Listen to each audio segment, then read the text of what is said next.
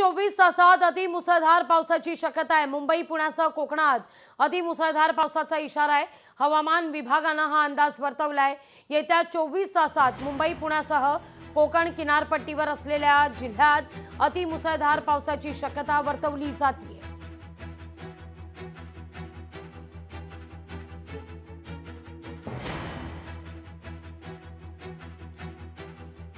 तर या सगळ्या संदर्भात पुणे वेधशाळेचे हवामान शास्त्रज्ञ हवामान तज्ञ SD सानप यांच्याशी संवाद साधले आपले प्रतिनिधी अमोल धर्माधिकारी यांनी। पुणे वेधशाळेचे सानप सर आपल्या सोबत आहेत।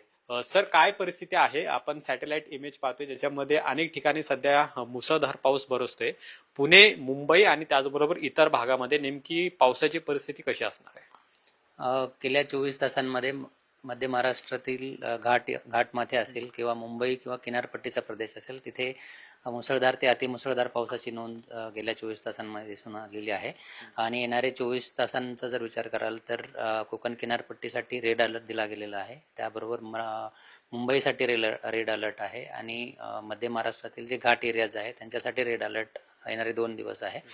पुणे शहरासाठी किंवा पुणे जिल्ह्यासाठी रेड अलर्ट नाहीये। पुण्यालगतचे जे घाट एरियाज आहेत त्यांच्यासाठी रेड अलर्ट दिला गेलेला आहे। जसं आपण रेड अलर्ट म्हणतोय किंवा मुसळधार पाऊस म्हणतोय किंवा अतिमुसळधार पाऊस काही ठिकाणी म्हणतोय तर नक्कीच त्याची तीव्रता कमी होताना आपल्याला उद्यापासून दिसेल। परंतु पाऊस कंटिन्यू राहील पुढील 2 ते 3 दिवस। 2 ते 3 दिवसानंतर पाऊस थोडासा कमी होईल किंवा त्याची तीव्रता कमी होताना आपल्याला दिसेल। पुढील 2 दिवस मराठवाडा आणि विदर्भासाठी महत्वाचे आहेत। मराठवाड्यासाठी येलो अलर्ट आहे उद्यासाठी आणि परवासाठी, आणि त्याचबरोबर विदर्भासाठी आज ऑरेंज आणि परवा येलो आहे।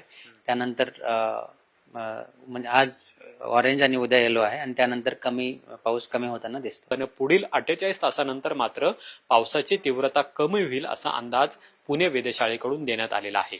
कॅमेरामन तुषार ननावरेसह अमोल धर्माधिकारी, लोकशाही मराठी, पुणे। लोकशाही मराठी ऐका, पहा, जागरूक रहा।